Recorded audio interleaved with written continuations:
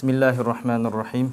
Elhamdülillahi Rabbil alemin. Vessalatu vesselamu ala seyyidina Muhammedin ve ala alihi ve ashabihi ecma'in. Allahümme allimna ma yenfa'una ve enf'a bima allamtana ve zidna ilmen ve amela. Bugünkü sabahımız fi tathiril abar. Quduqlarni tozalov bayan jönündө eкен. Quduqlarni qanday qilib tozalaymiz? Eğer quduqqa najas tushib qala turgan bo'lsa, je bo'lmasa hozirgi uchurda o'shol quduq masalasini, eski masalalar, hozir quduq yo'q bo'lib qoldi desa, biroq keybir mamlakatlarda hozirda ham quduq bor. Je bo'lmasa o'shol quduq masalasini cho'ng bayog'i shesternalarda suvlar bo'ladi, o'shalarni o'xshatsak bo'ladi. Ya'ni alarga da bir najas tushib qala turgan bo'lsa, hozirgi etajlarning ustida cho'ng suvlar turadi, saqtaladi. Ko'ncha arab mamlakatlarida shunday. Oşol suğa eğer bir najas düşe turgan bolsa, oşonda hükmü qanday bo'ladi? Oşol quduqning hükmüdey bo'ladi. Quduqqa qanday oşol illatlar bo'la turgan bolsa, bu jaqada oşonday hükümler жүрөт. Oşonduktan anı dağı fiqhda biz o'qib ketishimiz kerak. Bu masalalarni faqih bilusi zarur bo'lgan masalalar negisi. Faslun fi tathhiril abar. Quduqlarni tozalov jönündagi fasl ekan. Al-qadrul matlubu nazhuhu. Quduqdan qancha suvni olib solishimiz kerak? Agar quduqqa bir najas tusha turgan bo'lsa, al quduqdan qanchasini olib solsak, quduq toza bo'ladi. Negiz o'shul jonunda tunzahul bi'ru sagiratu deydi. Musannif rahimahulloh tunzahu al-bi'ru as-sagira. Kichkinekay quduq o'shol suv tozalanadi. Ya'ni kichkinekay quduq deganimizda bu joqda boyag'i 10 ga 10 bo'lgan. Jevsin 5 metrga 5 metr 5 metr aylanasi 5 metrdan bo'lgan, andan kichikroq bo'lgan quduqda aytiladi. Bu yerda agar cho'ng boya basseynlar bo'lsa, cho'ng suvlar bo'la turgan bo'lsa, cho'ng ko'llar bo'la turgan bo'lsa, agar najas tusha turgan bo'lsa, negizdan najas qilib aytadi. Agar hozirgiday najasdan bir alomatlari ko'rinmasa, najasdan bir ta'siri ko'rinmay turgan bo'lsa, al najas bo'lmaydi, ani ishlasa bo'ladi. Biroq hozirgiday suv saqtag'ichlar bo'la turgan bo'lsa, suv saqtag'ich betondan jasalgan suv saqtag'ichlar bo'lsin, je bo'lsin temirdan jasalgan bo'lsin, qanday bo'lsin, cho'ng bo'lib o'shol yerga suv quyilgan bo'lsa, alдағы ikki turda bo'lishi mumkin. Quduqlar boya suv jo'nala saqtag'ich bo'lishi mumkin, je bo'lsin ostidan suv chiqib tura turgan quduqlar bo'lishi mumkin. Ya'ni suv olsangiz dag'i suv chiqaveradi, suv olsangiz suv chiqaveradi, ani dag'i hukmdor bo'ladi. Agar suv chiqmay turgan, arti javulgan suv qo'shil algandan keyin dag'i suv sizib chiqmay turgan bo'lsa, anda bardiq suvni alishga to'g'ri kelgan hukmdor bo'lib qoladi. Kebirida ani to'liq alinmay turgan hukmdor bo'lib qoladi. O'shonday kichkinekay quduq bo'la turgan bo'lsa, o'shal kichkinekay quduqdan suv tozalanadi. Bi wuqu'i najasatin va in qallat. Najasatdan tushusi bilan o'shal quduqqa najasat tusha turgan bo'lsa, va in qallat eger az bo'lsa da. Najas az emas, najas tushsa dağı o'shal quduqdan kichkinekay quduqdan jevsim kichkinekay bayaq suv saqtag'ich bo'lsin, bayaq shesternalar o'xshash. Agar o'shunday suv bo'la turgan bo'lsa, al suvni barliq suvni to'g'ishga to'g'ri keladi. Agar najas tusha turgan bo'lsa. Va in qallat min g'ayril arwathi dedi. Biroq tezeklardan bayaq qo'yning qo'rg'oli, jevsim tezek, o'shunday atın tezegi o'shalardan boshqa dedi. Tushunibdi? Agar alardan hukm hozir keladi, ana aytamiz. O'shundan boshqa bo'lsa, kaqatrati damin, bir tamchi qon, jevsim aw xamrin, jevsim aroqdan bir tamchisi. Agar o'shul hozir aytgan suvga tusha turgan bo'lsa, anda suvning bardig'ini oluvga to'g'ri keladi ekan. O'shul yerdagi suvni chiqaruvga to'g'ri keladi. Tushunibdi-mi? Agar bir tamchi qon, jevsim bir tamchi aroq qo'shgan, ya'ni o'shul najas bo'lgan narsalar suvga tusha turgan bo'lsa, al az bo'lsa dağı, aning asari ko'rinmasa dağı, aning oluvga to'g'ri keladi suv. Va bi wuqu'i khinzirin. Ya'ni ikkinchisi o'shunday kichkinakay suvga bir cho'chqa tushib o'lgan bo'lsa. Walau kharaja hayyan deydi. Aning qaydi bor ekan. Agar o'shol cho'chqa tushib, o'shol suvga tiruv chiqib ketgan bo'lsa da, ani tiruv qutqarib olishdi o'shol yerdan. O'shanda da suv najas bo'ladi ekan. Walam yusib famuhu al-ma'a deydi. Aning o'zi suvga tiyibese dağı suv najas bo'ladi ekan. Sebebi cho'chqaning turishi aning najas ayn bo'lganligi uchun, aning o'zi tiyibese dağı, shilakayi suvga tushmasa dağı, Başı suga kirgen jok, biroq arты jagı şu suga kirip kaldı, anın başından tartıp alışsa çoçkon. O su najas bolat ekan. Çünkü suudu ошол эгер судун бардыгын алыш мүмкүн болсо бардыгын алабыз. Же болбосо бул жакта фукахалар чектеген ошол 200 челектен 300 челекке чейин алынат негизи. Wa bi mauti kalbin. Kийингиси bi mauti kalb. Эгер ошол сууга ит түшүп ошол жерде өлө турган болсо. Чочкодо эгер түшүп өлө турган болсо ал битариқа уланды. Ол бардыгы сууда алынат.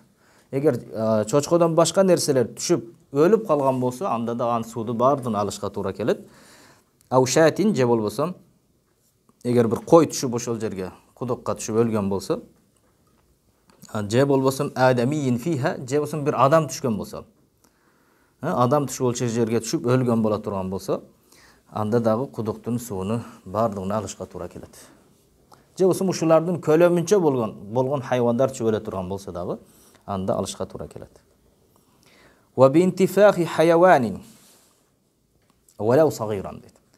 Жана кийинкиси бир хайван кудукка түшүп шишип кеткен болсо. Сууга түшкөндөн кийин негизи хайван шишип кетет ал. Шишип тытылып кетет кээде. Көп тургандан ал жерде баягы тытылып кетиши мүмкүн, шишип кете турган болсо. Шишип кетсе.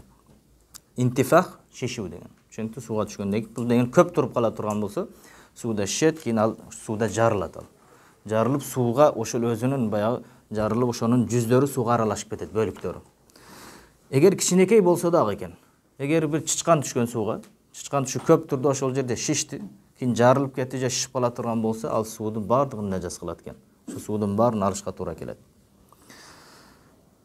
Биринчиси ушул экен азыр. Кичинекей кудук болду. Кичинекей кудукка аз-маз нажас түшсүн, бир тамчы бабыл түшсүн, сийдик түшсүн, бир тамчы арак түшсүн, же бир тамчы кан түшө турган болсун. Же болбосо азыркы чочкого окшош нажасул айн болгон хайван түшө турган болсо, чочко мисалы тирүү чыкса дагы, же болбосо итке окшош, иттин көлөмүндө кой, адамдын көлөмүнчө болгон хайвандар түшүп өлө турган болсо, же кичинекей айван дагы түшүп ошол жерде шишип кете турган болсо, анда эмне кылынат десе, уаюнзаху миата далвин дейт.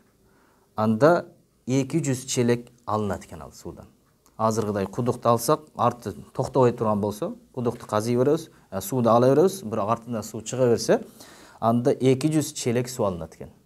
Андан 200 челек, бул жерде 200 челек дегенде бул вужубан болот, яны важип болот, 200 челек алыштык. Бирок дагы ушуну зияда кылып 300 челекке чейин алып коюштук, мустахаб болот негизи. 200 челек суу алынат, лаулам юмкин назхуха деп. Аны толук сууну алыштык мүмкүн болбосо, толук алыштык мүмкүн болбосо, анда толук алыштык мүмкүн болсо, толук алат экен. Мисалы чоң баягы шестерналар суулар сактанып жаткан болсо, мисалы 5-6 тонна суу мисалы. Анда ошол жака бир хайван түшүп өлүп калган болсо, кийин азыркыдай абалдар болгон болсо, анда суудун баарын төгүп салышка туура келет экен. Чөнтү суудун баарын төгүп, аны тазалайбыз. Эгер азыркыдай кудуктарды сууну алсаңыз суу чыга берсе, сууну алсаң суу чыга берсе, анда эмне кылабыз? Анда 200 челекти ошол өзүнүн кудуктун өзүнүн челеги болот. Ар бир кудуктун өзүнүн челеги болот. Ошол орточо челек менен эсептелинет. Ошол ар бир челек кудуктун өзүнүн челеги менен 200 челек вужубан, яны важип, бирок дагы 100 челек ашыкча андан 200дөн көбүрөөк алыштык мустахаб болот. Ошондо ага таза деген өкүм берилет ага. Чөнтү 200 челекти алганыбызда ошол таза болуп калат, челек дагы таза болот. Негизи нажас түшкөндөн кийин аны мурда сабакта айтканыбызда катыраң болуп калат бая. Аны челектерди дагы тазалап, аны 3 жолу чайкап, тамчысы бүткөнгө чейин коюшубуз керек болуп калат эди. Бирок ошол 250 челек сууду алганыбызда бул челегибиз дагы таза болот, кудуктун ичиндеги лайлары дагы таза болот, ошол арканда жибиз дагы таза болуп калат экен. Түшүнүктүү? Бул шарияттын берген өкүмү негизи. Эгер ошол жерден лаулам юмкин назхуха дейт. Эгер ошол сууду алыштык мүмкүн болбосо, анда 200 челек алабыз. Же болбосо азыркы учурда ошол 200 челекти өлчөп, аны кудуктарды өлчөштүк, же болбосо кудукту билген адамдар да болот. Келип ошол жерде кудукта сууду билген кишилер болуп калат, көрөгүч кишилер. Бул жерде ушунча тонна суу бар экен деп айтса, ушунча тонна сууду азыр мотор менен алып салса да болот негизи. Азыр эми челек менен, азыр моторлор бар. Ошол жерге салып, ошонча сууду, же болбосо ошонча кудукту баягы жыгачтар менен өлчөнүп, анда чукурлук сууду канча куб суу барлыгын эсептеп, ушунча сууну алып салсак да болот, кайра чыга берет, бирок ал таза деген өкүм берилет. Азыркы учурда моторлор менен да алып салсак болот негизи. Wa in mata fiha dajajatun. Эгер ошол сууга, кудукка бир тоок түшүп өлгөн болсо, тоок түшүп өлгөн болсо, ау хирратун, же болсо мышык түшүп өлгөн болсо, бирок бардыгында валам тантафих болуш керек. Яни шишип кетпеген болуш керек. Түшүнүктүү? Өдөдө айттык, эгер тоок түшүп шишип кеткен болсо бардыгы алынат. Мышык түшүп шишип кеткен болсо суудун бардыгы алынат. Бул эми ошол тоок түшкөн, өлүп калды, бирок тез эле билдик аны. Ошону алып сала турган болсок, же болсо мышык түштү, өлүшүгө эле билдик, аны ала турган болсок, ау нахвухума, ошолорго окшогон, ошол тоок же болсо мышыктын көлөмүнчө болгон айвандар түшкөн болсо, ошонун баягы денесидей болгон болсо, анда канча алынат? Лазима назху 40 далван дейт. Анда 40 челек алынат экен. Түшүнүктүү? 40 челек болот. Бирок 50-60 челекке чейин кошуп коюу мустахаб болот экен. Yani 40 çelek vücuben bolot. 40 je bolupsam azır 50-60 çelekке чейин kılsak yani etiyat bolot bu. Sebebi biz ibadatda ahvat jagına alganыбыз жакшы dedik. Yani etiyat bolganыбыз жакшы, ошондуктан дагы кошумча 60 çelekке чейин кошуп алып салсак, эгер азыр тоок түшүп эле кудуктан өлдү, алып салдык. Тоок шишип кеткен жок. Анда канча çelek алынат экен? 40 çelek алынат экен негизи vücuben. Бирок 60 çelekке чейин алып койгонубуз жакшы болот экен. 50 çelekке чейин алып койгонубуз жакшы болот экен. Wa in mata fiha fa'ratun. Эгер ал жерге чычкан түшүп өлгөн болсо, ау нахвуха, чычканга окшогон айвандар кичинекей, азыр чымчыкка окшош, мисалы чычкандын көлөмүнчө болгон чымчык, же болбосо андан чоңураак, мисалы бир кичинекей айвандар түшүп өлгөн болсо, лазима назху 20 далван дейт. Анда 20 челек вujubан болот экен, жана 30 челекке чейин алып коюу мустахаб болот экен. Эгер чычкан түшүп өлгөн болсо, ошол өлүшү менен алдык. Алганыбыздан кийин аны 20 челек алабыз дагы, ага кошумча дагы 10 челек, yani 30 челек кылып алып койсок, yani мустахаб болот. Этият жагын карманган болобуз. Ма ютахируху ан-назх. Эми ушул биз азыркы айтылган шарият бизге айтылган сууду алып салсак, кудуктан азыр 200-300 челекти алдык, же болсо 60 челек сууду алдык, же болсо азыр 30 челек сууду алганыбыз эмне болот? Ушул акыры 300-чү челекти алганыбызда wa kana zalika taharatan lil bi'ri wad dalwi war risha'i wa yadil mustaqilid. Ушуну алып бүткөнүбүздө кудук таза болот экен. Кудукка таза деген өкүм берилет экен. Кудук ушул менен таза болот, ошондон кийин ичип, ал суудан дарат алсак, гусул кылсак, кийим жуусак боло берет анда. Андан ушул иштетилген суулар таза болуп өкүм берилет. Wad dalwi дейт. Yani kuduk dağı taza bolot, al kuduktun içindeki çelek dağı taza bolot. Kuduktun içindeki, uşul işte biz koldanıp жатқан çelegimiz, uşa çakabız dağı taza bolot. Var rişai al jip dağı, çelekке байланған jip bolot. Uşul jip dağı sebebi kudukka düşüp çıkanda najas suğa kirip çıkıp, al najas bolup kaldı anda suun. Jipti dağı almaştırış gerek mi? Жаңы çelek koyuşubuz gerek mi? Kuduktun içini kanday kılıp tazalaşыбыз gerek. Sebebi alın içindeki lay bolot, lay dağı najas bolup kaldı. Desek ошол суу 200 челек, 300 челек алынганда ошол айланасы да кудуктун ичи таза болуп калат экен. Анын челеги дагы таза болуп калат экен, жиби дагы таза болуп калат. Сиз алып жатканыңызда колуңузга тийди ошол суу. Колуңузга тийген болсо ал колду жууш керекпи жок? Ошол 300 челекти алганыңызда колуңуз да таза болуп калат экен. Ошол шарият колуңузга таза деген өкүм берет. Эгер ушул колуңузду жуубай намаз окуган болсоңуз, кийин 300 челекти алып бүткөндөн кийин анда колуңуздагы таза болгон, таза деген өкүм берилет экен. Ошондуктан wa kana zalika taharatan lil bi'ri wad dalbi war risha'i wa yadil mustaqid. Mustaqi ошол алып жаткан кишинин колу. Сууду. Ma la yunajjisul bi'r. Эми кудукту нажас кылбай турган нерселер дагы бар экен. Биз азыр кудукту нажас кыла турган нерселерди айттык. Кудукка түшсө, кудукту нажас кылбай турган нерселер бар экен. ولا تنجس البئر بالبعر والروث والخثي. Najas baya kuduk ba'ar menен. Ba'ar degende bul жерде tөө менен койдун тезегине айтылат экен. Ba'ar деп. Çünkü ba'run degende tөө менен койдун тезегине айтылат экен. Raus деп ат менен качыр эшектердин тезегине айтылат экен. Raus дегенде. Хисiyun деп ал уйдун тезегине айтылат экен. Hisyun deb. Uydun tezegi aytiladi.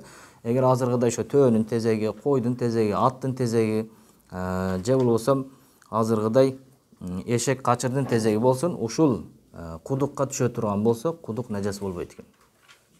Түшүнүктүү? Эгер ошолор тезеге келип түшкөн болсо, кудукка, же болбосо чоң баягындай суу сактагычка келип түшө турган болсо, сууду сактап жаткан шестерналар болсо, ушул биздин кудугубузду нажас кылбайт экен. Илля айястаксирахун назир. Бир гана учурда нажас кылып коюшу мүмкүн экен. Ал сууду колдонууга мүмкүн болбой калат экен. Качан десе айястаксирахун назир. Келип кудукка караган адам аларды көп деп санабастык керек экен. Толуп кетиптир кудугубуз десе. Кудукка келип карасаңыз, кудуктун бети тезек менен капталып калыптыр. Буга көбөйүп кетиптир, бул тезек көп түшүп кетиптир десеңиз болду, ал кудуктан иштеткенге болбойт экен. Бирок карасаңыз, 1-2 тезек турган болсо, аз мас түшүп калган болсо, койдун корголу үстүдө турган болсо, 1-2 аны алып коюп иштетсеңиз болот экен. Даракты иштетсеңиз дагы, кийимиңизди жуусаңыз дагы болот экен негизи. Түшүнүктүү? Ага нажас деген өкүм берилбейт экен. Ошондуктан илля ястаксирахун назир, караган адам аны көп деп санабастык керек экен. Эгер көп деп калсаңыз, өзүңүзгө бул көп экен десеңиз, анда иштеткенге болот. Ау алла яхлу адалун ан бa'ratin.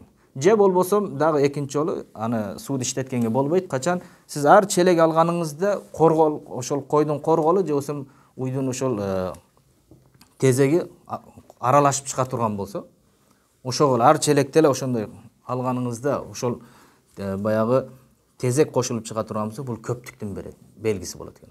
Буга көп тезек түшкөн болуп калат. Анда аны иштеткенге болбойт экен. Анда азыркы айтканыбыздай, аны сууду тазалашка туура келет. Сууду тазалайбыз, ошол же болсом шариатта айтылган сууду алып салышка туура келет. Аны ушул тезектерин алып тазалайбыз да кийин иштетебиз анда. Түшүнүктүү? Мала юфсидул ма'a. Эми сууду бузбай турган, сууду нажас кылбай турган, бул жерде юфсидтен максат нажас кылбай турган, суубузду, кудуктун суун нажас кылбай турган, же болбосо азыркы чоң суу сактаган идиштер боло турган болсо, ошондой идиштерди нажас кылбай турган нерселер экен. Вала яфсудул мa'u. Эми суу бузулбайт, суу нажас болбойт. Би хур'i хамамин. Хурq деп куштардын тезегин айтылат. Көгүчкөндүн тезеги менен. Же болсом чымчыктын тезеги. Ошол ачык боло турган болсо, кудук ошол жерге чымчыктын тезеге түшкөн болсо, же болсом бир көгүчкөн же бир кептер, ошондой эти желине турган куштар, ошондой келип таштаган болсо, ал сууду иштетсек болот экен. Түшүнүктүү? Сууду нажас кылбайт экен ал. Вала бимаути ма ла дама лаху фихи. Жана каны жок болгон айвандардын өлүүсү менен дагы нажас болбойт экен суу. Каны жок. Каны жок болгон айвандар. Мисалы дейт касамакин. Балык сыяктуу дейт. Вазифдаин. Бул бака сыяктуу деп айтат. Бул жерде бирок бака дегенде сууда жашаган бакалар экен. Бирок кургакта жашаган бака болсо, анда сууду нажас кылат. Сууда жашаган бака.